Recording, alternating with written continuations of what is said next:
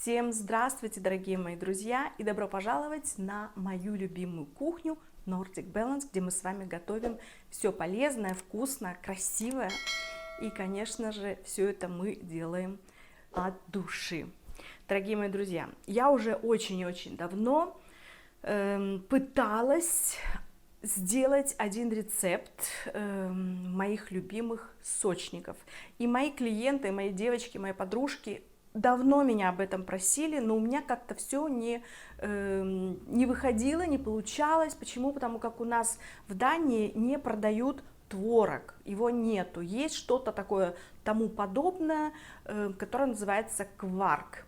Это если сравнивать, знаете, с такой жидкий какой-то творожок, или как протертый, может быть, в Восточной Европе продается. Ну, в общем, с этим творожком можно попытаться работать. Мы тут тоже экспериментируем, из кефира делаем, и из разных кисломолочных продуктов, таких как йогурт. Мы тут и подогреваем, что мы только не делаем. Те, которые скучают в Дании по настоящему нашему такому творогу. И поэтому я долго экспериментировала, и, наконец, у меня получился этот самый рецепт. И сейчас мы с вами будем его воплощать в жизнь. Для того, чтобы приготовить наши сочники, нам с вами понадобится противень, который я застелила пергаментной бумагой, кисточка, 2 ложки, маленькое полотенце и из продуктов питания 750 грамм творога. Это мы его будем использовать с вами для теста. Также полкилограмма творожка, который мы будем использовать с вами для начинки сочников. 3 яйца, растительное масло, 2 белка, немного воды для того, чтобы мы с вами могли смочить руки.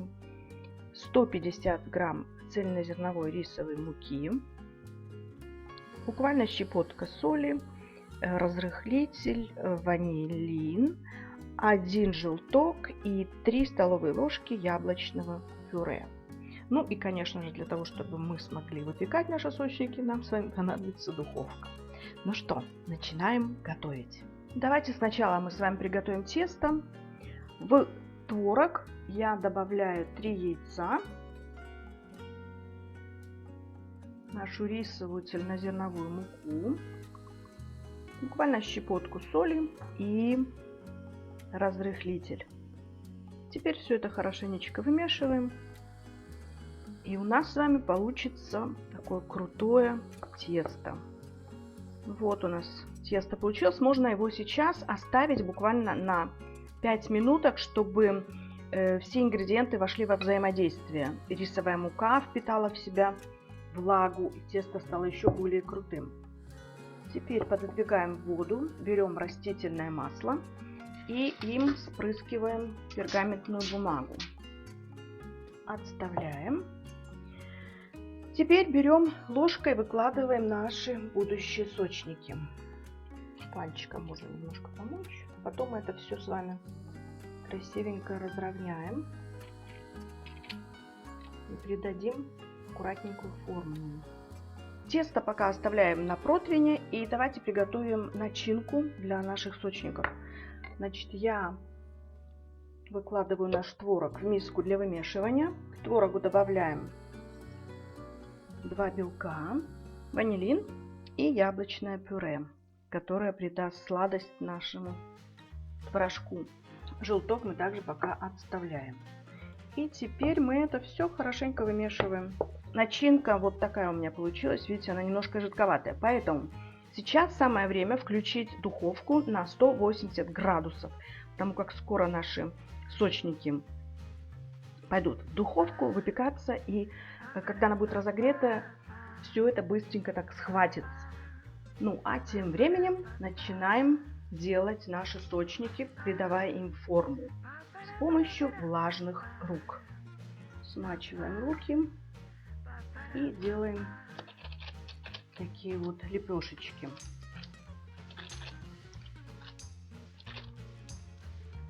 У меня получилось 7 штучек. Теперь ложкой выкладываем нашу вкусную начинку на каждую лепешечку. Так. Теперь я возьму вот такую лопатку и буду надеяться, что она нам очень хорошо поможет. И за счет этой лопатки мы будем с вами сворачивать наш сочник, прикрывая второй половинкой. Вот так вот. Теперь идет вторая. Вот так вот. Сейчас наши сочники выглядят с вами вот так. И мы их отправляем в разогретую до 180 градусов духовку на 30 минут. Потом, я думаю, мы через минут 15 все же достанем и смажем все это прелесть яйцом, а именно желтком. Дорогие мои, вот этим чудом я сейчас перед вами всеми хочу похвастаться. Посмотрите, какие они пышные, наши сочники, как здесь много творога или творога. Вопрос большой, да? Творожка, скажем так. Какая румяная корочка у нас, посмотрите. И самое главное, что эти сочники можно кушать даже вечером. И они не нанесут и не принесут никакого вреда вашей фигуре. Но хочу вас предупредить, особенно тех, которые живут в таких странах, как Дания, где не продается творог. Я использовала, как вы видели, кварк. Он очень жидкий, такой а-ля творог, да? Поэтому я вам всем рекомендую, если у вас такой продукт, как кварк, то его нужно лучше всего как бы сцедить до того, как вы будете делать что-либо с творогом. Потому как, если вы его возьмете такой, как он есть, прямо из упаковки, очень будет капризное тесто, у вас все это в духовке может растечься. То есть я хочу вас об этом предупредить, для того, чтобы вы не разочаровались, когда вы это будете делать. Скажете, а вот Виктория там сказала, у нее так все красиво, а на самом деле все это ерунда, она там, наверное, взяла что-то другое, заменила. Нет, я вас не обманываю, я вас искренне хочу предупредить, что с кварком очень-очень нелегко работать. Мы уже делали с вами и ватрушки, что у нас только с вами не было, да?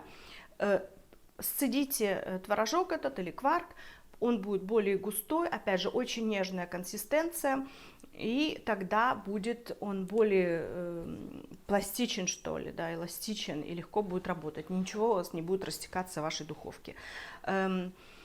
Касательно теста, видите, да, получается все очень хорошо, очень и очень удачный рецепт, сразу хочу вам сказать, вкусный. Мой внучок младший, которому 3 годика, с удовольствием съел на глазах у своих родителей и у нас. Почему говорю, всегда мы за ним наблюдаем, потому как в датской кухне вообще не существует ничего подобного. То есть для датских детей, ну, это очень и очень необычный вкус. Но всегда я, когда вижу, как мой внучок ест что-то такое неординарное, не то, что обычно он привык кушать, и ему это нравится, тогда я могу точно сказать и гарантировать, что рецепт удался, и действительно он очень вкусный. Пахнет ванилью, все красиво, все вкусно, все полезно. Протеиновый у нас получился сочник. Так что, дорогие мои друзья, не бойтесь, пробуйте мои рецепты, прислушивайтесь к моим каким-то замечаниям и делайте, готовьте, кушайте с удовольствием. Но, конечно же, помните о том, что мы едим, чтобы жить, а не живем, чтобы есть. Дорогие мои друзья, будьте все здоровы, счастливы, любимы. И до новых встреч, до новых вкусных, полезных рецептов. С вами была любящая вас Виктория. Пока!